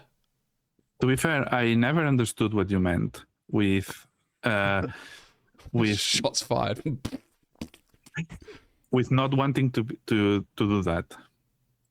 So I never understood or your reasoning behind it. But maybe now I do. When understand what? I don't want to do what? What do you mean? When you said that you didn't want to do the heavy metal style. I see. Because it was too hard or something like that. I never understood the thought process behind it, but I think I may do now, because you don't want to be restricted by it. If we define that as unrestricted and restricted. Yeah, I guess so. That is a good way to look at it. I can also say another thing, a bit contentious maybe, and maybe a bit condescending, but I feel like sometimes when I see people dismiss the heavy metal style for their own work and they say, no, I don't want to do, or it has nothing to do with the heavy metal style. They don't usually do that, but it's like, basically what I'm saying is don't use style as an excuse to paint something badly, because when you paint something badly, and it can be a technical thing, like it can look really fucking rough, or even a color scheme, or you just or what I see a lot is like the back of this model or the entire underside of this model is black, and they're like, that's style, that's my style. I think is it though? Is it though, or is it just a bit shit? It's just my style though. Yeah, you can say that about anything. And honestly, it's like, if you want to tell yourself, first of all, why are you making excuses? Like, I don't care. If that's like, if that's your way of explaining why you haven't, in my opinion, like properly rendered the thing you're painting. And I think now you probably agree that there's a difference between like not painting something and painting it as if it's in shadow. Yeah, absolutely. 100 million%. And to me, thanks. And I feel like I've come across a lot of people just saying, no, that's that pictorial style. That's that are now style, where I'm just leaving a lot of the model unpainted because it's in shadow. And I'm like, you have no idea what you're talking about. And, and that's okay. You don't have to be as good as are now, but like, I don't think that's the style. It happens also with something that is misunderstood or and used as an excuse. Is the focal point. I'm not doing this because then it would change the focal point. It's like, no, if the figure is shit, because that decision is wrong. If you are, this cannot overtake everything else. The focal, like I'm gonna distract because this non-metallic has to be shit. Does it though? I mean, Does it though? Yeah, so it's exactly. And so that's the kind of, if we can be a bit catty about it, it's like, don't, you can kid yourself all you want, but if you think that you don't need to practice or your piece is perfect the way it is and you're calling that style, good for you. Might not agree. there's always nuances. That's the thing. You can always do. Art is so complex, and there's so many decisions that when you have, like, for example, in this particular case, right, we are saying we have this thing, and it's catching attention in somewhere so that it's not supposed to. Is it better to leave it boring, or is it better to enhance everything else and make everything cool, and even cooler or more impressive or more eye-catchy than the other thing? So it's about optics, right? What do we choose to focus on? We choose to go on the low effort, but I'm not saying that in a like, or there's better ways to achieve that it probably will be a lot more time consuming and a lot more difficult, but it is probably a better road. I see you very, Jamie, very... Yeah, no. Is your mind blown, Jamie? No, I think what I've learned is heavy metal isn't the baddie here at all. Thanks. The baddie here is... No, I do think that it there's pros and negatives of what GW has done over the last 40 years, basically. I think the pros are they've created this fucking hobby, basically. I think without... maybe there was another company... another company that would have done the same, blah, blah, blah. But ultimately, they've pushed a lot of us into this, right? They all got us excited to paint, most of us anyway, from the start. And we read the Golden Demon magazines and we loved it. And then they stopped and we're like, what the fuck is wrong with this company? And then on the negative side, like, I think that they had something in the past where they were promoting other brands, other paints, that, you know, they were in photos, they never cared. And then they had this realization that actually we're a giant corporation. We're going to do this, and this. So we're going to go out of our way to make sure that other people aren't exposed to the other sides of the hobby. And actually saying that out loud, I don't understand that at all, because if you can paint another style, you don't leave GW behind. You just have another fucking tool to paint stuff with. You know what I mean? Like promoting this style. I remember like 5 years ago, 10 years ago, less so, you had loads of guys from the heavy metal team doing tutorials in different styles, and they were featuring other models that weren't their style. So it's just such a weird decision, because you can easily have someone like Arnau who paints his own stuff and enters Golden Demon in his different style. Well, I don't see why that would diminish from their sales. It doesn't. I don't understand that logic. I think it's a lack of I think it's a lack of a commitment towards what you're saying rather than a commitment to the opposite. I think that they have these Warhammer community articles where they've sent out preview copies of models to people, and a lot of those don't really paint like the heavy metal team. So that's about the closest we'll get. But you're right. It used to be that I really used to love the like heavy metal curated pages in codexes and White Dwarf, where it wasn't heavy metal painters per se, but stuff that supposedly they kind of picked from all kinds of random people. And it was a great place to see other styles and just that sort of unlimited creativity. So yeah. And the irony, it would. The irony is, like, most of the people that enter Golden Demon will paint in that style because they're exposed to that and they're reading the magazines and they love that style, right? So you'll only get a few outliners and that will change it. And anyway, like that is like a whole nother thing. But yeah, what I've learned is heavy metal is just another style. They're prescribed to do it because they want to do it. It's their company, and you have people inside the styles and outside that style that lock horns a bit, get a bit annoyed at each other, and that's what creates this exactly like polarized views. Can I throw another discussion topic that it might ignite something? I don't know, maybe not, maybe it's just boring. But because we had the feedback a few times of not going too deep in things. Maybe. Or you want to fight about something. Yeah, like fist fight. good. Completely. So I was thinking, and we agree in the restricted of a style, right? Of the restrictive aspect of a style. Mm-hmm. So when it comes to judging, how can we judge a restricted thing against an unrestricted thing? How? And I'm not particularly talking about heavy metal. I am really, but it also would apply to anything else. But well, we completely ignore the prescripted style. But like, if something's painted in heavy metal style in this case, then that's not it's not a benefit. It's not a crutch. It's not an excuse. We look at the piece for what it is. That's what it's supposed to be.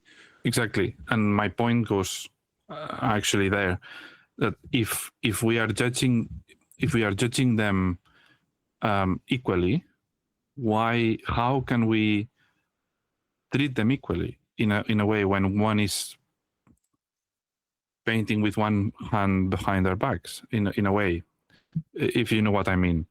Maybe you not. mean that heavy metal painting is painting like with one hand behind your back? Yes, because it's limiting creativity. Because it's limiting themselves. Creativity, maybe it's not the correct. Well, I wouldn't say that they're limiting. Well, maybe. But I mean, you've been a judge on painting competitions. How would you approach it?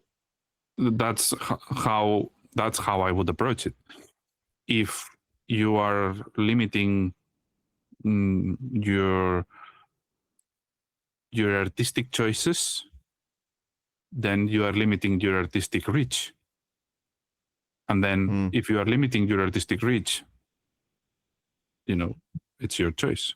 But why would I make my eyes blind to that fact that you are limiting your choices?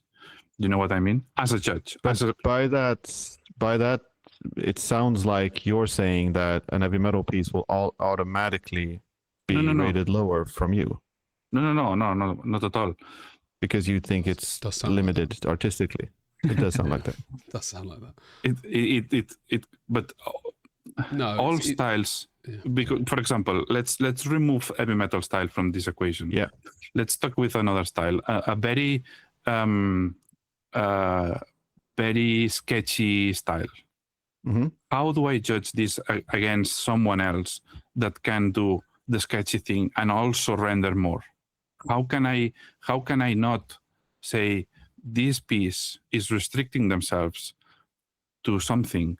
How can I make it compete with another piece that is doing a lot more? If you know what I mean. Well, yeah, I kind of know what you mean. I think in that sense, it's a bit obstinate to pretend that the heavy metal style isn't a thing, or that the pictorial style or sketchy style, like it's we're not pretending that's not a thing. But you can definitely look at something and say, this is great, but it's lacking something. Yeah, exactly. And if that's your definition of the heavy metal style, I think that's a bit reductive. But I can see someone saying that. That might be why I didn't win anything in Monte. It would make sense for me if they looked at that, and instead of saying we're going to punish this entry because it's painted like Games Workshop stuff, that I don't think they did that. But it might be this is lacking something. Yeah. It doesn't have quite the extra flair, or it makes perfect sense actually. Like what you're saying on now. What you're saying makes absolute logical sense. You've got a set of targets or I was going to say demographics, but like you've got a set of rules that you want to adhere to, right? And you're having every style, so you want everything to be accounted for, and by proxy, GW style is lacking some of those things that you would have in your thing. And the same has gone for GW, where they don't want these other styles in, so you get penalized there. Sometimes, again, I think that's we're trying year, not let's to. say last year.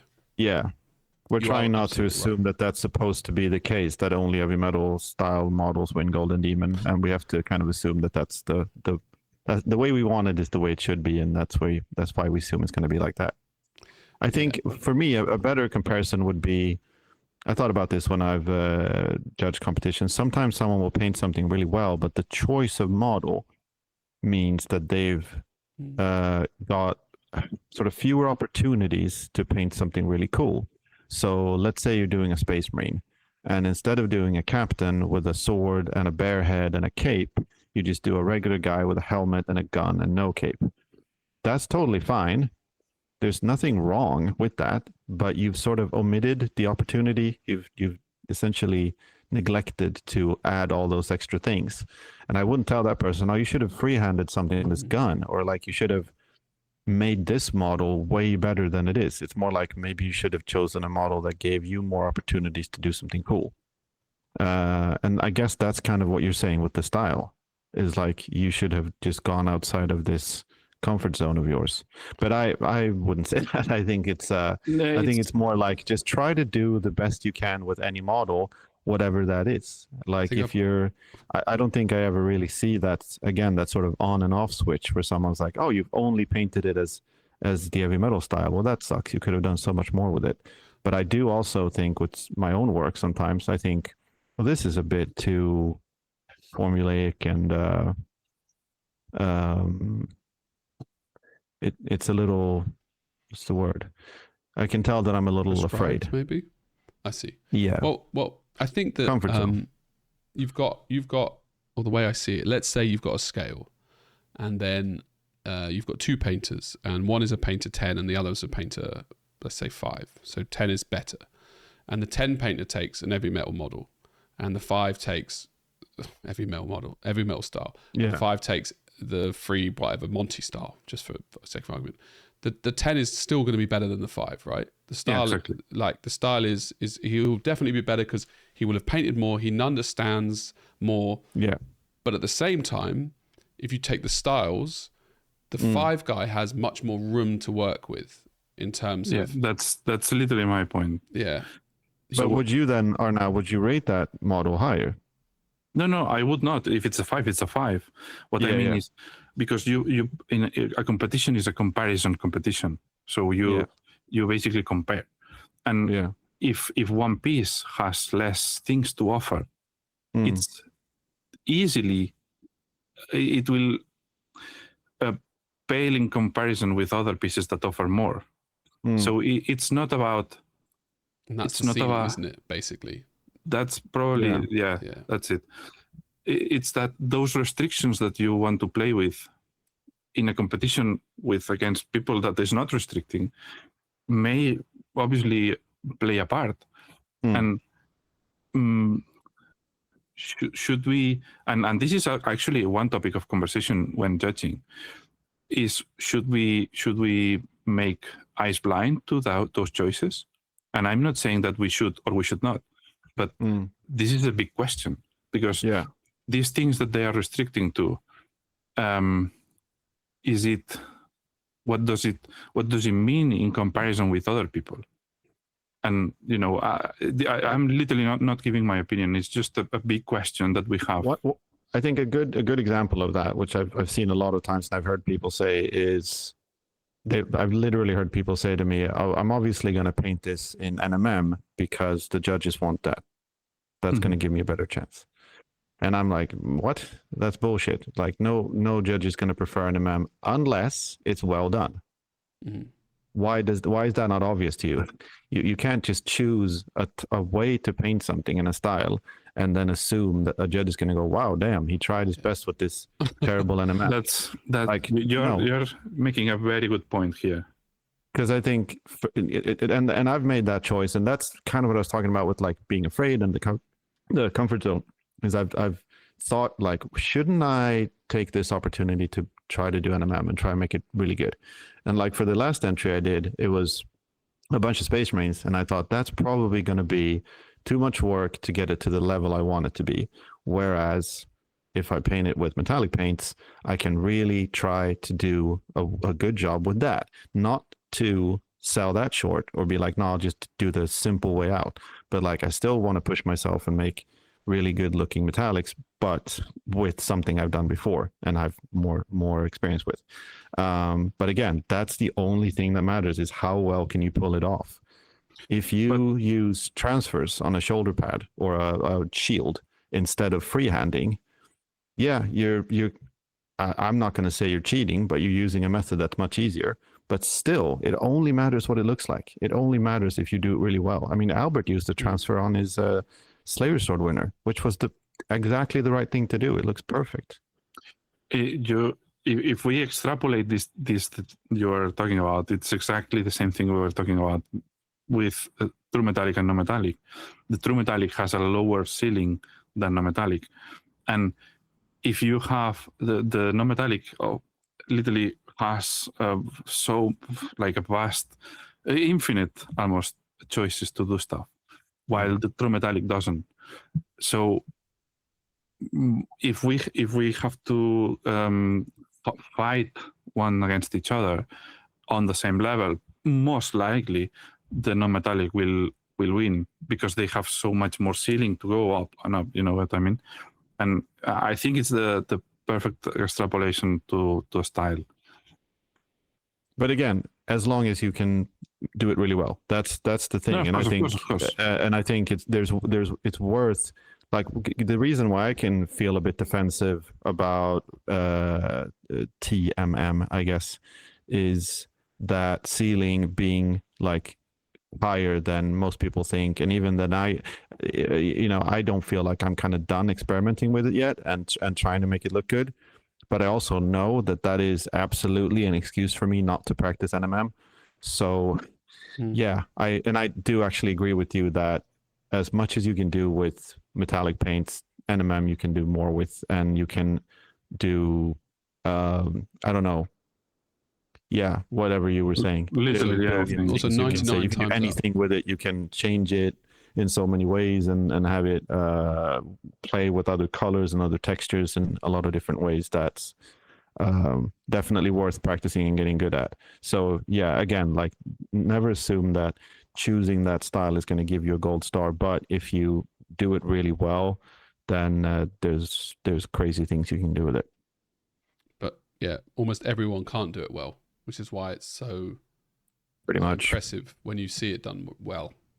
Also, most of the people won't know when it's done well or not, honestly, because like you'll be like, fuck, that's an amazing M&M, but it doesn't look real in brackets at all. Well, I guess they will not know the difference between great and amazing, or but between bad and good. Way to put it.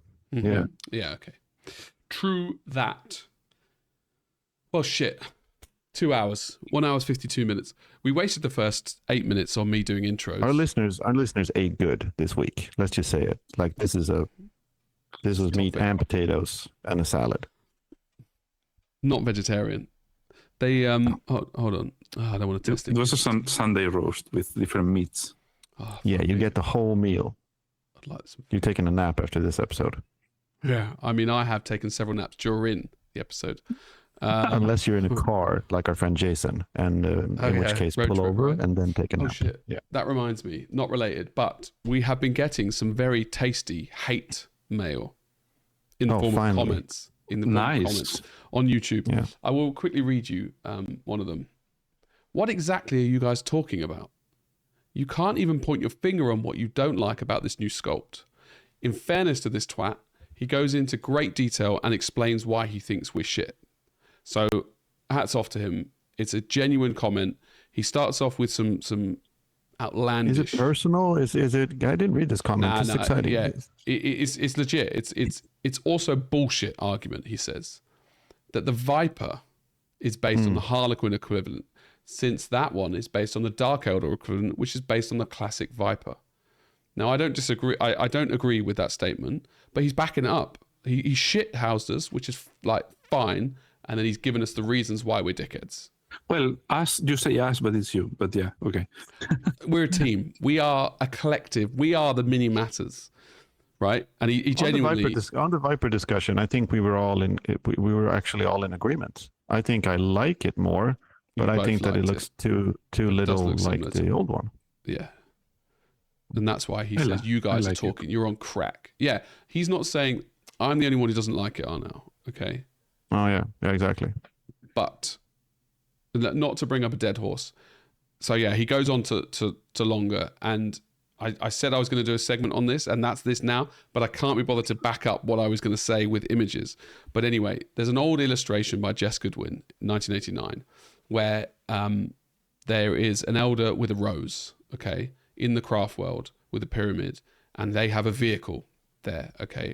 It's like one of the land speeders from Star Wars, and that is the design of the Harlequin jet bike or transport. Yeah.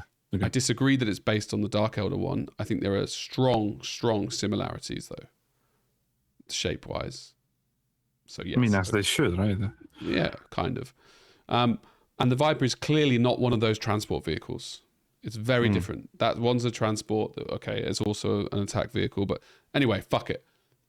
The problem, I think, with the Viper is that you have a very extremely super iconic artwork of a Viper. That it's super cool. And then the fact that... I mean, I don't care about that, do I? Yeah. Yeah. Yeah, you do. You have like the original, don't you? No, I'm saying, yeah, I have the originals. But I'm actually backing you up. Like, that artwork. Yeah, we're talking about why it doesn't look like that artwork, and that's why we're not happy with it. I like the If that artwork because I artwork- like the vehicle, right? Yeah. I wanted the artwork because I liked the Viper. Okay, fine.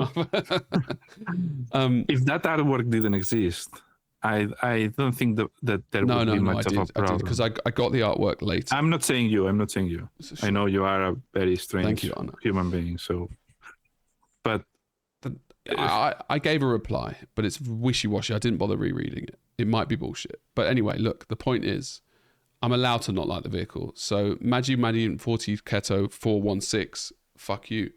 However, I do appreciate the comment, and genuinely, I think you make good points. The next, to be fair, I would love if we had real, like, hard, hateful comments in every episode. Yeah. Like, share, comment, and be a cunt. Be like as much comment, bitchy be as a possible. cunt. Get political if you want, and personal, especially personal. Personal would be good. You bald cunt. However, that is sexual harassment now. Next comment. What nonsense. Full stop. So grammar is important to him, and that's it. Just what wants it. What nonsense. He doesn't agree with the. This is all on the Viper video. This is all. It's on the Viper. Oh, so it's this the is most okay. Sorry, engaging- you made a separate. Yeah, we made like a short or something, and it's just to do with why we don't like the Eldar or you. I've been chopping up our videos and released them. I get you. The whole episode just weird goes to out. comment on a 2-hour episode with what nonsense. On the other hand, our like the perfect tagline. We should put that on a T-shirt. Like, look. We do not. I think we will put that on a T-shirt. Actually, like idiot listeners. Okay. Yeah. And we know they're idiots because they're listening, right? Yeah, if anyone was unsure why we to- keep calling you fools, like you're listening to these words right now as I'm saying them, so joke's on you. Exactly. And if you're still here, literally, you're Proving our point. Yeah. So, I will not. I love Warhammer, but I hate Games Workshop. That's it. Well, that's a strong opinion. Yeah. And he whoever does this knows how to change. The hate is in bold, capitals, and italics. Brilliant. Bold capitals and italics. God damn. But I hate Games Workshop. Nothing wrong. I mean, I can understand Ex-employee? it in a way. Yeah, we hate some things they've done. They're winning me back. I'll be honest, slowly. They are winning me back. But there are some decisions where I just go, what? But they're getting there. I do think they're getting there. I'm going to get to the point. Quoting me, lying scammer. What the fuck? That was Scammer? That was the best comment I think I've read in 10 years. Because I said I'm going to get to the point 4 hours later after a lying scammer. Okay. Yeah. That is the most accurate comment I've ever read. Yeah. I was really, I laughed. I don't think I can convey. Also, the guy who said, what exactly are you guys talking about? 4 likes. So obviously the community thinks we're pieces of shit. And however, we have got 4 subscribers from that video, which is weird. because that's like 66% of our listenership. Maybe they are But- just. It is wanting to funny be- that we've Well, they got one subscribe to commenter unsubscribe. saying one comment saying that we're pieces of shit, and then 4 people liking that. That's 90% of our listeners. That's basically all of them. I mean, it does make me wonder. I think somebody has paid a bot to add listens to our videos. Surely. Well, That's the only obviously. explanation.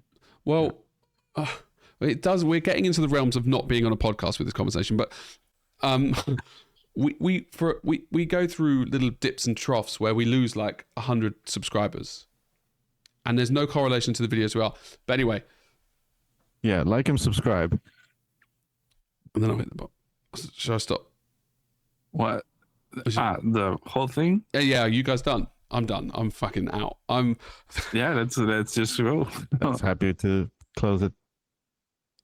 Good. I mean, I had fun, and We missed a lot of the we didn't do a Dr. Brushlove, but we did do what's it called? Thought Meat of the of day. And, Yeah, no, we- we also did not have would you rather? Faction Feud. Yes, Yeah, but we know we that did not- we've got some results have come in from the, so we are going to have Faction Feud next week, and probably for this there's 30 questions on there. Oh yeah, Oh, nice. go if you haven't filled it in, please go and fill in the Faction Food so we can have a game show next week, Which is in the Discord. No, and where is it? on YouTube and On YouTube Discord. as well. Okay. And it went out to the newsletter, the email. Okay. Oh, we have a newsletter. What the fuck? That would be Okay. fun. And fuck, what is it? Just so everyone knows, I'm going to try and progressively make our thumbnails look more and more ridiculous, but dare I say retarded. Okay, now Arnau and Martin don't want to make themselves look quite as stupid as I'm willing to make ourselves look, so I will be putting my face on more thumbnails. I mean, we are all here for your stupid faces. No, but what it ends up being, and it already is every thumbnail has my fucking face on it. That's fine. That is Yeah. fine by me. It's not That's fine by totally me fine because by then me. people would think it's my podcast. I mean, it is your podcast. It's basically your podcast. It's literally. if we you are guys- all NPCs in your world. Like Yeah. we just The entire fucking world. I would anyway. I'll see you later.